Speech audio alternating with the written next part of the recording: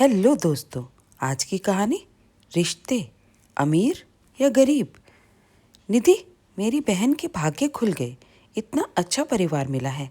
तुमने देखा, लड़के और उसके ननिहाल वाले भी खूब पैसे वाले हैं।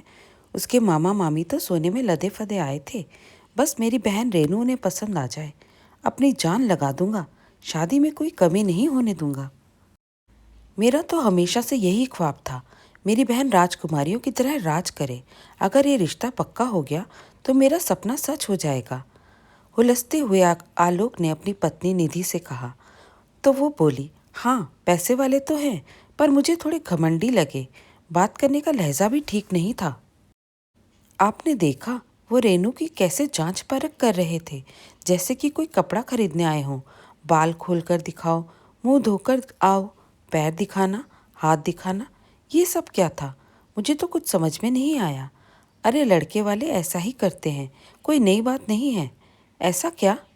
भगवान का शुक्र है कि मेरे साथ ये सब नहीं हुआ। अरे तुम्हारी बात और थी, तुम्हारे पापा इतने बड़े अफसर, उनकी बेटी को कोई ऐसे घुमा फिरा कर कैसे देख सकता है? क्या मतलब है? मुझे कुछ समझ नहीं आया।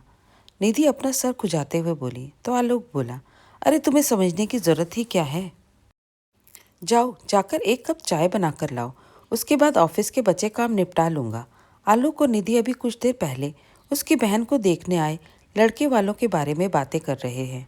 निधि की शादी अभी 2 महीने पहले ही हुई है। वैसे तो ससुराल में सब ठीक है, मगर कभी कभी उसे अपने सास ससुर और पति की बातें समझ में नहीं आती। आती भी कैसे? जब इंसान दोगली बातें करे तो वो आम इंसान के बस के बाहर हो जाती है। बस यही निधि के साथ हो रहा था। हर बार वो अपने आप को एडजस्ट करने में लगी थी, ये सोचकर कि शायद ऐसा होता होगा। मगर आलोक की बातों से इतना समझ में आता था कि हर बार वो रिश्तों को नफ़ा नुकसान की नज़रों से देखा करता था। जहाँ पैसा और फायदा दिखाई दे वहाँ समर्पण, और जहाँ पैसा कम उसके बारे में सोचना भी नहीं। कुछ देर बाद, अच्छा सुनो निधि बहू, 2 दिन बाद मेरे भाई भाभी आ रहे हैं। शादी में किसी कारणवश वे आ नहीं पाए थे। वो स्पेशली तुमसे मिलने ही आ रहे हैं।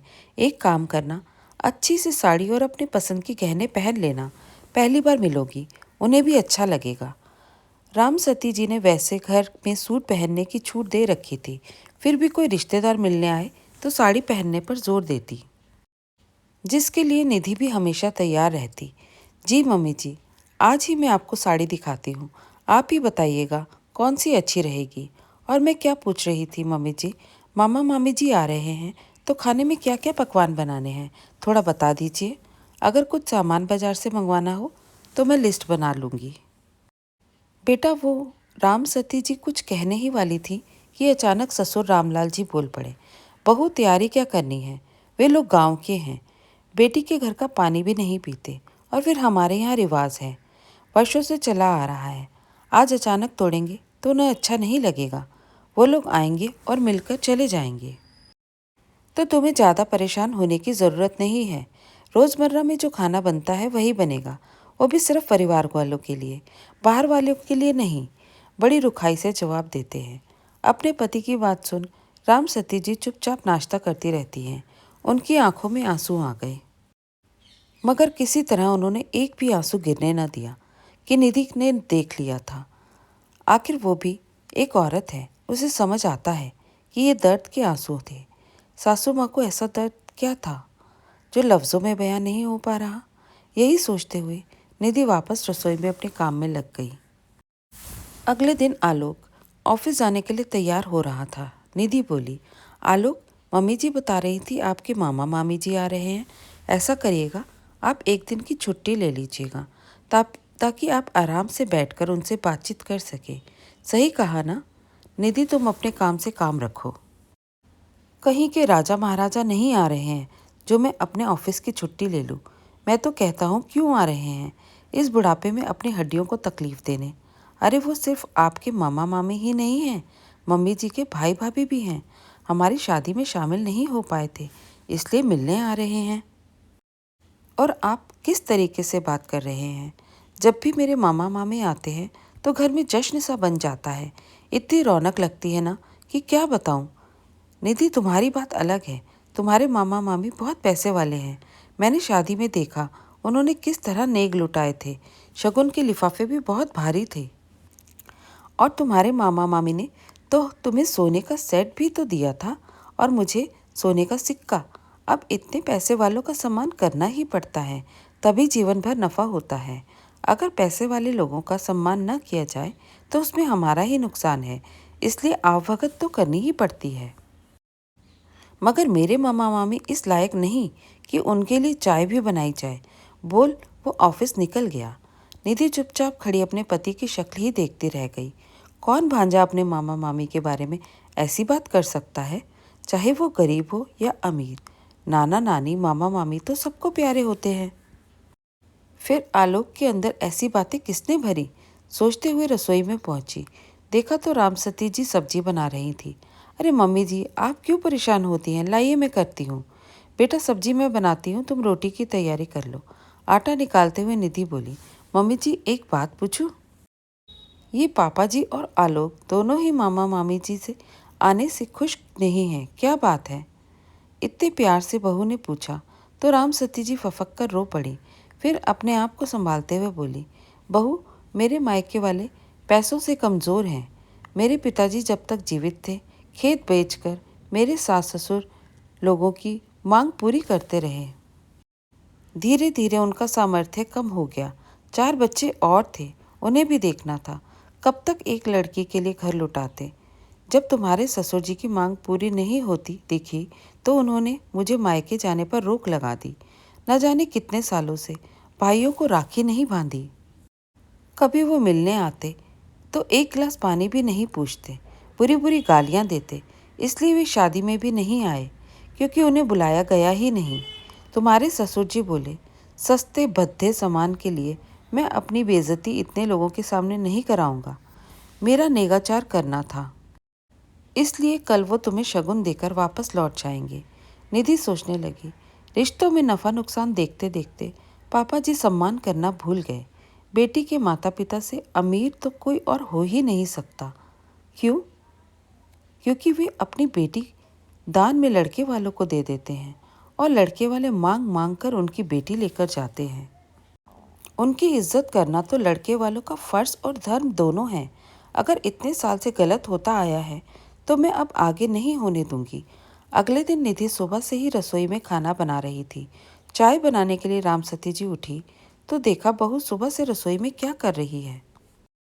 निधि, ये चारों गैस पर कढ़ाई कुकर क्यों रखे हैं? और तुम सुबह 6 बजे से क्या बनाने में लगी हो बेटा? हम तो आराम से 10 बजे बनाना शुरू करेंगे। 1 बजे तक खाना टेबल पर लग जाएगा। आज तुम कुछ आलोक की पसंद का बना रही हो क्या? हैरानी से पूछती है। हाँ मम्मी जी, पसंद का तो बना रही हूँ, मगर मामा मामी जी का। ये देखिए, दाल बाटी, कढ़ी, गट्टे की सब्जी, पुदीना चटनी, टमाटर की चटनी, लहसुन का ठेसा और मीठे में चूरमा लड्डू।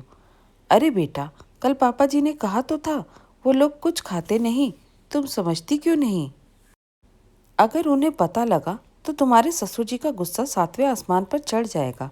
इस गुस्से में कहीं कोई अनर्थ ना हो जाए। बेटा, मैं बहुत डरती हूँ। मम्मी जी, आप इतनी फिक्र क्यों करती हैं? कुछ भी नहीं होगा, मैं हूँ ना। आप मुझ पर विश्वास रखिए और चमत्कार देखिए। बहू की बातें सुन राम सती जी ने अपना माथा फोड़ लिया, क्योंकि ये आने वाले किसी तूफान का आगाज जो था। तय समय पर मामा मामी जी आए। राम सती जी ने उन्हें आराम से बिठाया। निधि ने उनके स्वागत में शरबत, नमकीन, फल, मिठाई की ट्रे सजा दिए। मोहन ये सब देखकर बोले, अरे दीदी, इतना परेशान होने की क्या जरूरत थी? हम तो बस नई बहू को शगुन देकर 10 मिनट में लौटने वाले हैं। बस जीजाजी से मिल लेते तो अच्छा होता। राम सती जी बोली, अरे भैया, आप तो जानते हैं ना, उन्हें ऑफिस का कितना काम रहता है, और फिर आज तो बड़ी मीटिंग है, उनसे मिलना नहीं हो पाएगा। मम्मी जी, पापा जी तो घर पे ही हैं, फिर मामा मामी जी आए हैं, क्यों नहीं मिलेंगे? अगर मीटिंग है तो खाने के समय तक खत्म हो जाएगी। आप रुकें, मैं अभी पापा जी से बोल कर आती हूँ। बोल अपने ससुर जी के कमरे में पहुँची। पापा जी, मामा मामी जी आ गए हैं, आपका नीचे इंतज़ार कर रहे हैं। क्या बोलूँ, आप कितनी देर में आ रहे हैं? बहू, ऐसे फालतू लोगों के लिए मेरे पास समय नहीं है। बोल दो मैं व्यस्त हूँ, नहीं आ पाऊँगा। तो ठीक है पापा जी, जब आप खाना खाने नीचे आएंगे उन लोगों के साथ खाना खाते वक्त टेबल पर, तभी आप बातें कर लीजिएगा। बहू, तुम्हारी समझ में नहीं आता, मैं उनसे नहीं मिलूंगा, न वो लोग इस घर में खाना खाएंगे। लगता है तुम्हारी सास ने कुछ बताया नहीं है। जाओ, जाकर पूछो उससे। और हाँ, जाते वक्त मेरे कमरे का दरवाज़ा लगाते हुए जाना, मैं थोड़ी देर आराम करूँगा। गुस्से में रामलाल जी बोले। पापा जी, आप मामा मामी जी के साथ ऐसा कैसे कर सकते हैं? आप रिश्तों को नफ़ा नुकसान में कैसे तोल सकते हैं? मान लिया उनके पास हमारे जितना धन दौलत नहीं, वे आपकी नाजायज़ मांग पूरी नहीं कर पाए, इसलिए आप उनका अपमान करते रहते हैं। उनकी बेटी से आपने मायका छीन लिया। माँ बाप, भाई बहन सबको तड़पाया। उनकी बेटी को मायके का सुख त्यागना पड़ा, सब थोड़े से पैसों की वजह से। अब आप जरा दूसरी बात पर गौर करें।